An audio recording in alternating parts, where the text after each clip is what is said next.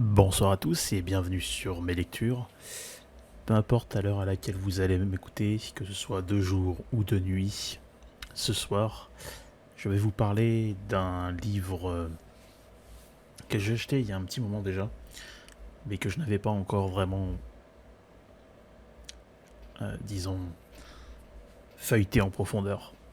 Ce livre, c'est celui de Tidjane Ndiaye sur le génocide voilé. Un livre qui nous parle donc de la traite arabo-musulmane. Une vidéo bonus pour ce livre, premier chapitre, et je pense que le reste arrivera bien plus tard, car j'ai découvert d'autres bouquins qui m'ont l'air fort intéressants. Évidemment, petit point pour la présentation du livre de Jacques Bainville, en tout cas les 13 premiers chapitres. Le troisième arrivera samedi, et toutes les semaines, je sortirai, voilà, pour Bainville en tout cas, toutes les semaines je sortirai quelque chose. Donc, commençons tout de suite. Chapitre 1er. L'esclavage dans le monde depuis Athènes. Depuis au moins la nuit des temps pharaoniques, nous dit Tidjane, les peuples africains s'asservissent déjà, réduits à l'état d'objets de trafic entre eux. À l'époque d'Athènes, ce n'est pas moins de 250 000 têtes serviles nubiennes que l'on retrouve. Au moins chaque habitant athénien en possède un. Ce chiffre nous a été donné par Xénophon. Les Romains aussi, par leurs nombreuses conquêtes, qui aboutirent à des colonies, firent en grande majorité, nous dit l'auteur, des esclaves de race blanche. Et là, j'ajoute une petite note. Ce qui est intéressant, c'est qu'il précise bien le mot race, comme pour créer une sorte d'affordance et nous dire, est-ce que ce mot a-t-il réellement un sens entre êtres humains? Question. De là, Tidjane nous montre quelque chose qu'aujourd'hui, certains partis de gauche pointent du doigt. Les peuples d'Occident, après la chute de l'Empire romain, connaîtront encore des hommes esclaves. La loi du plus fort avait encore raison. Décidément, et dans le contexte, Vae Victis remplit très bien son rôle. La période du Moyen-Âge ne fut pas très glorieuse pour les arabo-musulmans et les juifs, nous dit Tidjane. La Méditerranée a toujours été un lieu de sanglantes guerres entre latins et orientaux. Évidemment, cela a fourni son lot d'esclaves ou Vae Victis continua d'être vrai. La prise de Constantinople par les Turcs entame dans l'histoire l'ère post-esclavagisme des Africains de la traite arabo-musulmane où les Slaves, des Blancs, furent mis en esclavage et nombreux sur les marchés. Tidjane lui-même souligne le trait à la page 16 de son livre où chaque peuple, universellement, s'érige en juge de l'autre, en pointant du doigt son esclavagisme alors que celui qui pointe du doigt a une poutre dans les yeux. Chrétiens et musulmans en abusèrent. Bon, Tidjane pointe là quelque chose que j'ai noté et que je trouve personnellement contre-productif pour son œuvre. Parce que si chaque peuple et civilisation ont eu son lot d'esclaves, comme il explique plus haut, pourquoi rajouter et préciser chrétiens et musulmans? Pour finir, le concept de traite négrière nous vient tout droit, nous dit l'auteur, d'une invention arabo-musulmane. Cette tragédie aurait pu, pendant 13 siècles, réduire à zéro le nombre d'Africains sur leur continent. L'Égypte, les Grecs, Rome et les Afri.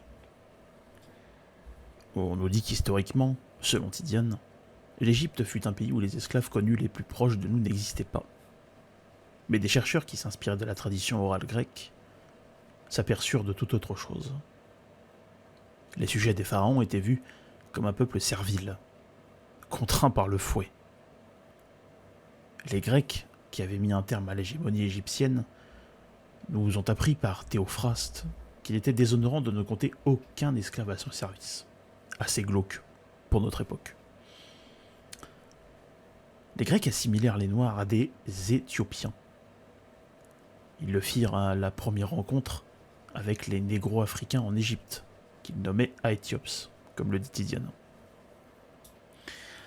Hérodote disait même que leurs fêtes et leurs banquets à ces êtres vertueux étaient honorés par la présence de Zeus. Bon, dans notre contexte contexte actuel, je ne suis pas sûr que cette association me soit bien accueillie. Mais les connaissances de l'époque grecque s'arrêtent à la région méditerranéenne et leurs données géographiques, empruntées aux Égyptiens et aux Phéniciens, ne s'appliquèrent aujourd'hui qu'à la Libye. Les Romains plus tard, par leur avancée, allaient propulser les découvertes faites par leurs ancêtres grecs, et notamment par leur conquête septentrionale de l'Afrique, avec Carthage et la Numidie. Le mot Afrique, pour nous occidentaux, fut une contradiction des relations qu'entretiennent les Romains avec les Afris, plus étendues aux quatre coins du continent africain, nous dit l'auteur. Il est important à connaître pour la suite que les Afris étaient des tribus Auragas, qui occupaient le sud de la Tunisie. Les Garamantes furent un intermédiaire. En relation avec les Carthaginois, ils assuraient des liaisons commerciales entre Carthage et le Soudan, en ramenant de l'or, de l'étain, des plumes d'autruche ou encore de l'ivoire, mais surtout des captifs vers la Méditerranée. Hérodote rapporte que les Nord-Africains razziaient déjà les populations Toubou, allant du Tchad jusqu'au Niger, et à l'instar des barbares gaulois, vous saurez très bien pourquoi je parle d'eux, qui étaient nos ancêtres aussi enrôlés dans l'armée romaine, eux l'étaient aussi. L'Égypte et l'asservissement. Des recherches faites au XIXe siècle nous montrent que ceux qui étaient réduits en esclavage l'étaient dans un pouvoir organisé et administré par celui du monarque, où seuls les étrangers capturés pendant des campagnes militaires devenaient esclaves en deux catégories. Les faibles, qui étaient attribués à des tâches liées à la maison, et les forts, qui incorporaient les armées de Pharaon. La construction du temple, Wadji es-Seboua, en l'an 44, chargé par le roi de l'époque, utilisera l'une des catégories d'esclaves vues plus haut. Il demande au vice-roi Sétaou de procéder par la guerre pour les rapter. On fit même des prisonniers dans les mines, dans des mines. La conquête du royaume d'Égypte par les Nubiens en 730 avant notre ère arriva après les rapts d'esclaves nécessaires en grand nombre. Quasiment industriels pour tailler les roches en pierre qui serviront les grandes pyramides. Les anciens esclaves noirs reprirent possession de l'Égypte en devenant maîtres. Et comment ? En partant de la Nubie, qui en égyptien veut dire Nébou, qui désigne l'or qu'on y tirait. Ce pays connut l'avènement de 3 royaumes successifs, avec chacun une capitale différente. Ceux de Kerma, de Napata, et enfin de Méroé. Ils furent, les Nubiens, d'abord des mercenaires à la solde égyptienne qui constituèrent une grande part de leur armée. La culture égyptienne fut imposée et Kouch, dans un premier temps, devint une province coloniale du nouvel empire égyptien. Les véritables seigneurs du Nil n'étaient ni plus ni moins que ses propres hommes valeureux. En somme, les Nubiens qui étaient devenus assimilés, Hérodote les porta même en éloge.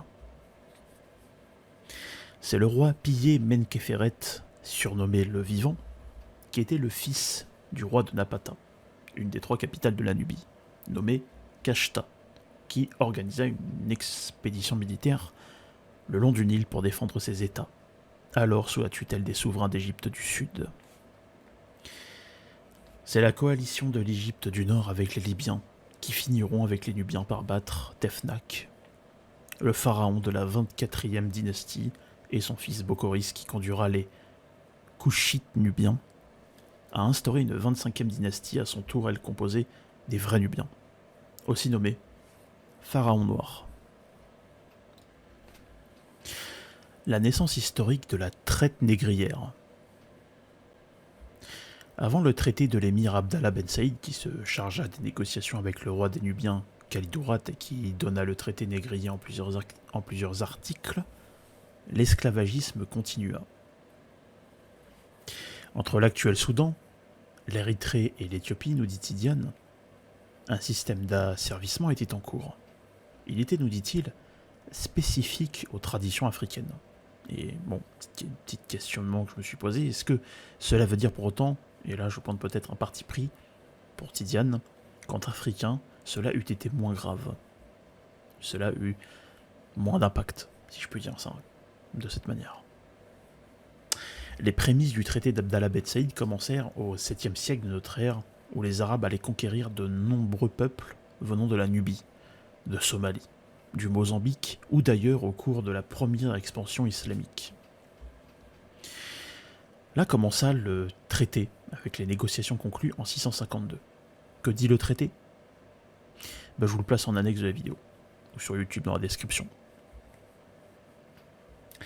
La traite a commencé dans ses premières formes par la demande de l'émir à une livraison d'hommes et de femmes par centaines. Les prélèvements étaient effectués au Darfour. La ponction, comme le dit Tidiane, fit fête au Darfour depuis toujours. Les arabo-musulmans continuèrent d'alors sur le continent africain et même au-delà de celui-ci, notamment avec les Slaves, et du 7e au 21e siècle. La traite négrière arabo-musulmane par ses innombrables massacres, ses innombrables bains de sang et la demande croissante d'esclaves se scindèrent à un moment donné en deux. L'une terrestre, qu'on appelle aussi la traite transsaharienne, et l'autre maritime, qui acheminait des captifs de l'Afrique jusqu'en Orient. Cette infamie, comme le dit l'auteur, profitera le plus, essentiellement la Turquie, l'Égypte, la Perse, l'Arabie, la Tunisie ou encore le Maroc, en ouvrant, le dit-il, une voie d'humiliation et de sanglots, qui sera refermée bien après la traite des Occidentaux, pour eux au XXe siècle.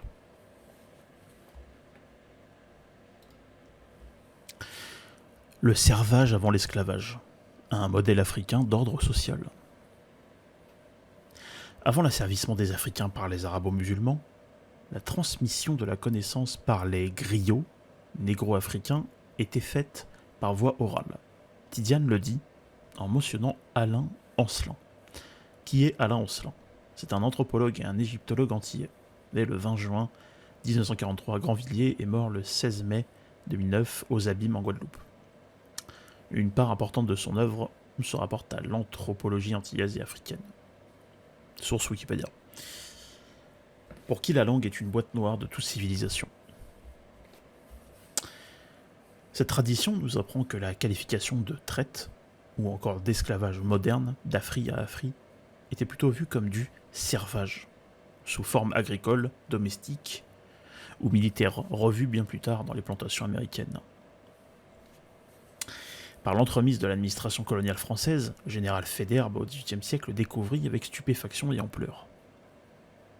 Les gouverneurs, à son instar, choisirent de rester, nous dit Tidiane, dans la tradition de servage, en passant entre autres par des chefferies locales. Le mot Nvana, qui veut dire fils ou enfant, était utilisé sur des captifs. L'amiral Fleuriot disait alors que l'esclavage fut une institution domestique chez les Wolofs, ethnie sénégalaise, à l'opposé des administrations coloniales anglaises majoritairement plus directives. La française, elle, s'accommodera avec quelques velléités de réforme à l'ordre social. C'est à cette époque, nous dit l'auteur, l'argent, au sens contemporain, n'existait pas. La préférence était faite coopérative en vue d'être exploitée. C'est l'enrichissement puis l'élévation sociale qui apportera à cultiver un maximum de surface, et dans le servage africain, plus un homme possédait de captifs pour cultiver ses terres, et de femmes, plus il était riche. Nous n'étions donc pas au sens sémantique sur de l'esclavage, mais sur du servage de captifs. Les sociétés afri de l'époque s'affrontèrent certes, mais sans en impliquer femmes et enfants, qui, quand affrontement entre deux clans était en cours, se déplaçaient même sur le champ de bataille pour acclamer. Une règle tacitement admise était que si un clan reconnut sa défaite, l'autre stoppait toute velléité, et cela changea plus tard avec l'arrivée des arabo-musulmans. En effet, dès lors qu'ils gagnaient des batailles avec toutes les conséquences de famine que cela engendrait, certains pères n'hésitaient à se placer eux-mêmes ou leur enfant sous servage, des fois même en changeant de patronyme. À l'instar des féodalités comme modèle européen, Un système de castes hiérarchiques préexistait aussi en Afrique, avec des noms royaux comme Bourse ou Gelawar, etc. Les gens, en dehors des castes sous servage apparentés aux serfs, étaient aussi nommés Guera, qui regroupaient des catégories sociales comme cordonniers ou forgerons. Ces mêmes forgerons étaient considérés comme des dieux par certains rois. Leur connaissance technique, la façon de mélanger certains ingrédients faisaient des êtres socialement à part et avec une inégalité pratiquée l'entre-soi. Inégalité pratiquée l'entre-soi. Les guerres les rendaient en premier captifs par leur valeur. Tidiane nous montre bien ici la comparaison. Les arabo-musulmans ont en quelque sorte par acte guerrier, de conquête, fait passer à l'état d'esclave ce qui était du servage lui-même, le servage aussi pratiqué en Europe.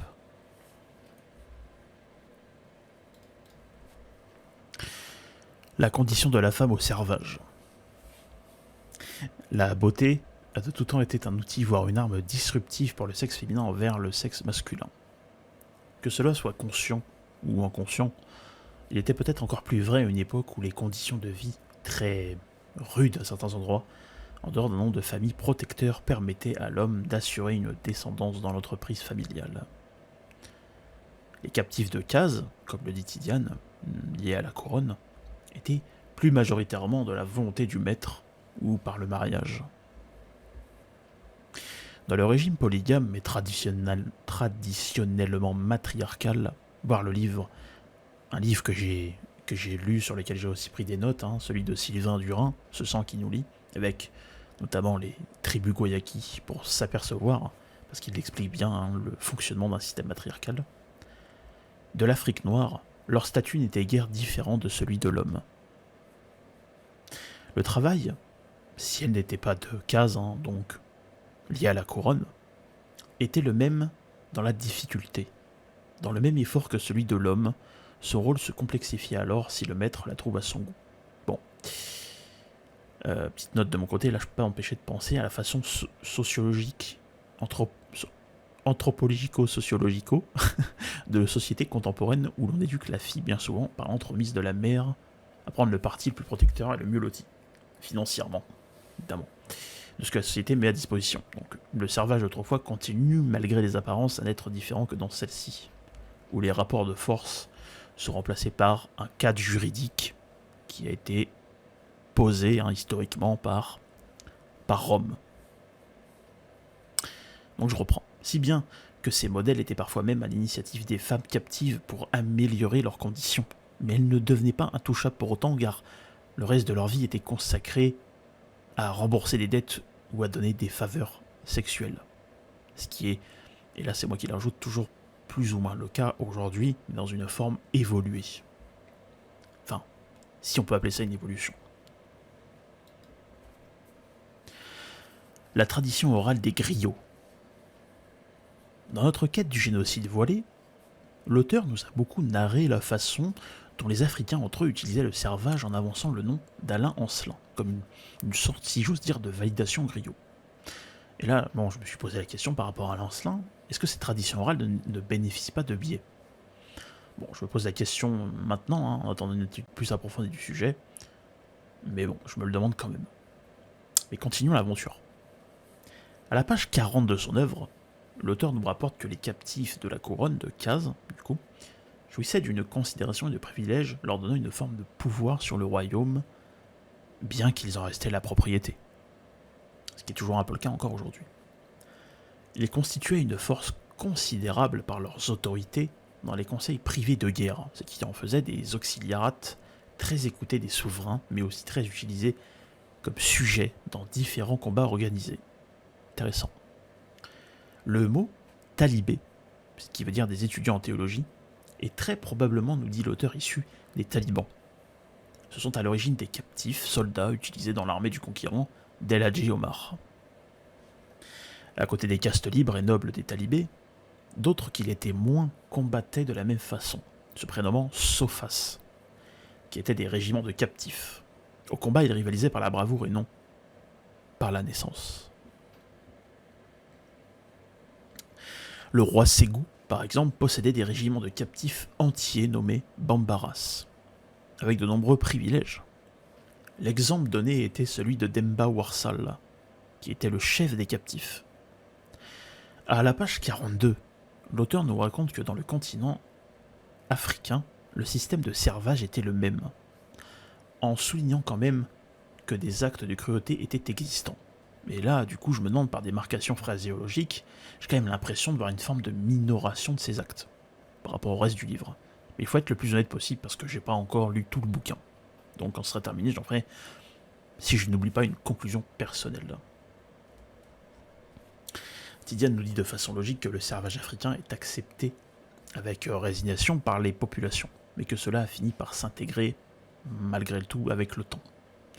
Comme ça l'a fait avec les barbares francs, gaulois. La distinction faite ici par l'auteur différencie d'alors la traite arabo-musulmane, celle faite vers le Nouveau Monde avec le servage interafricain. Et là, encore une fois, je ne peux pas empêcher de penser à deux choses. En premier, est-ce que, comme pour chaque peuple et chaque civilisation dans le monde qui a pratiqué le servage, les nations ou empires plus avancés, en découvrant d'autres, n'auront pas eu des idées répondant à des demandes liées à la taille de leur empire, à leur fonction, etc. Deuxièmement, puisque la traite au sens de l'auteur est une dimension industrielle, celle-ci ne pouvait pas exister entre Africains, et que son sens ne pouvait être applicable, voire imaginable. Il n'en reste pas moins que cela, évidemment, pour sortir un petit peu, si je puis me le permettre, d'une forme d'analyse historique, est horrible. Quoique le servage existant toujours, aujourd'hui sous une autre forme, évidemment.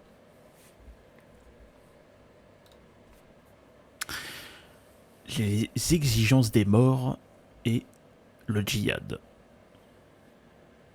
Tout d'abord, Mungo Park, un Écossais du XVIIIe siècle, rapporte de son voyage des indications précieuses sur les sociétés précoloniales avec les Maures. Un mot, dit-il, qui veut dire occidental. Ce qu'il faut quand même vérifier. Qui est d'origine sémitique, non au sens uniquement juif, mais au sens arabo-juif. Je le subodore. Son constat reste affligeant. Géographiquement situé en Mauritanie, ces Maures, qu'il qualifie de population blanche nord-africaine, étaient une brutalité sans nom, au sens de la traite négrière innovée 12 siècles plus tôt par l'émir Abdallah Ben Saïd. Pour focaliser leur cruauté, comprendre le contexte de l'époque, le général Faidherbe, vers 1850, explique une anecdote.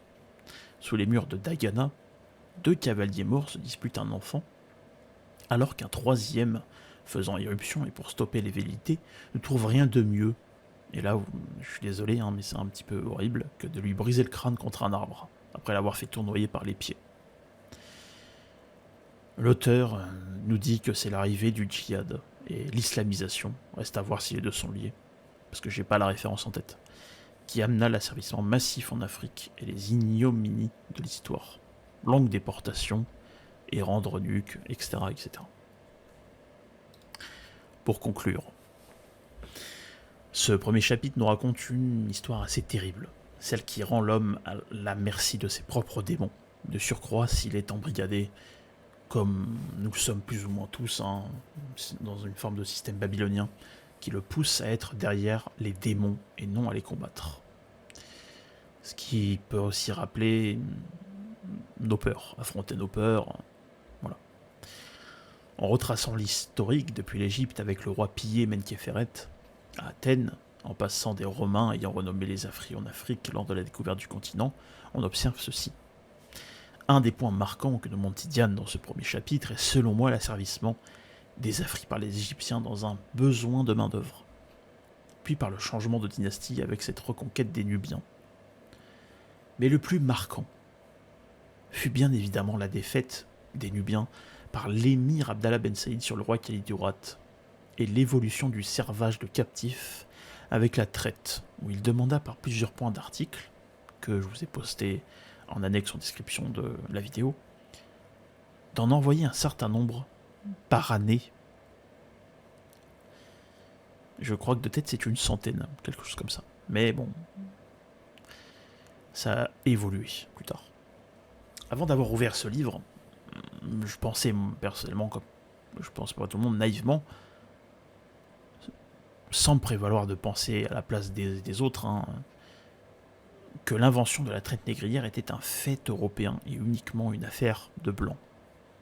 Comme quoi les préjugés peuvent avoir la vie assez dure quand même. Voilà. Écoutez, j'espère que cette vidéo bonus sur la présentation du chapitre 1 de la quotidienne vous aura plu. Il y a évidemment une suite qui arrivera. Comme je l'ai dit un peu plus haut, je ne sais pas encore quand. C'est quelque chose qui est à prévoir. Peut-être qu'elle arrivera par surprise et que je vous surprendrai. Hein, peut-être surprise. Et voilà. J'espère que ce premier chapitre vous a plu. Et comme d'habitude, lisez. Voilà, restez pas juste. Je fais justement ce travail-là sur mon temps libre parce que déjà ça me plaît, parce que j'aime lire, j'aime apprendre. Mais voilà, j'aime le concept de la chaîne, c'est aussi de synthétiser. Donc je pense que j'ai trouvé ma vitesse de croisière, si je peux dire ça ainsi. Et voilà, j'espère que le travail que je fournis et que je fais vous plaît. Si c'est le cas, n'hésitez pas à me le dire en commentaire, à me laisser un petit like, à partager ça autour de vous aussi, c'est très important. Parce que, comme pour des gens qui m'ont soutenu autour de moi, qui m'ont fait de la promotion, eh ben, je pense aussi que j'ai le droit à mon shadowban hein, par YouTube. Donc voilà. Je vous dis à bientôt sur mes lectures. Prochaine vidéo samedi, chapitre 3 de Histoire de France de Jacques Bainville. Voilà. À bientôt.